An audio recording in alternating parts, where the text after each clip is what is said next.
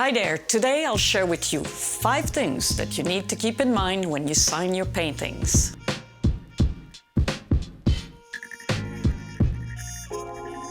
For most people, signing a painting is like putting a period at the end of a sentence. It means that you're done and ready to share it with the world. But then what happens is that your signature becomes a part of your art. So it's worth taking the time to develop a signature that suits you and your work. Number 1, you need to sign your paintings. You may think that your paintings aren't good enough to be signed, but we always tend to undervalue our work. So please let someone else in the future decide the value of your work. Number 2, now that you've decided to sign your paintings, think of your signature as your logo. I believe that it should be a simplified version of your everyday signature. In fact, I strongly recommend that you don't sign your paintings like you sign your checks. You don't really want the signature that's attached to your bank account and other important papers to be out in the world. So, if only for safety reasons, you should consider creating a signature that's different from what you use in your regular life. More importantly, your signature gives you the opportunity to communicate your personality as an artist. So why not do something different? When I started out, I spent a fair amount of time thinking about what my signature should be. I didn't want to sign a long name, and I wanted the signature to be gender neutral. I even considered a made-up name.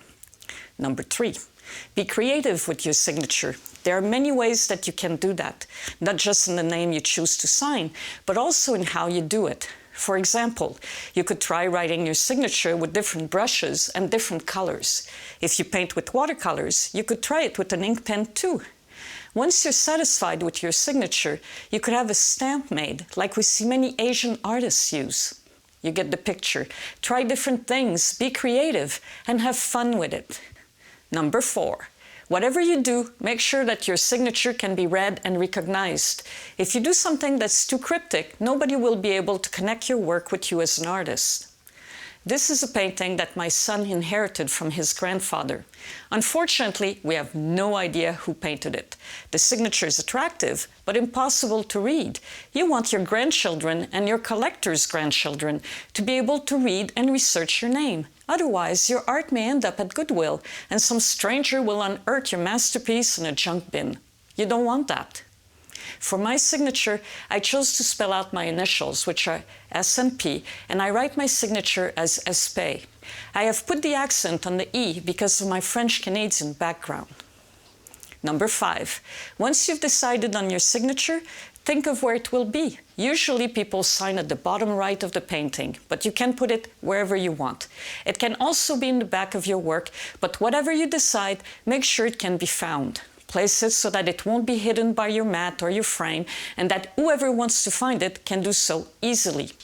I usually sign my paintings on the right or the left, depending on the composition, and I also vary the color of my signature to match the work. At the back of my paintings, I also write that Espé is Sylvie Pelletier. Otherwise, nobody would ever find me.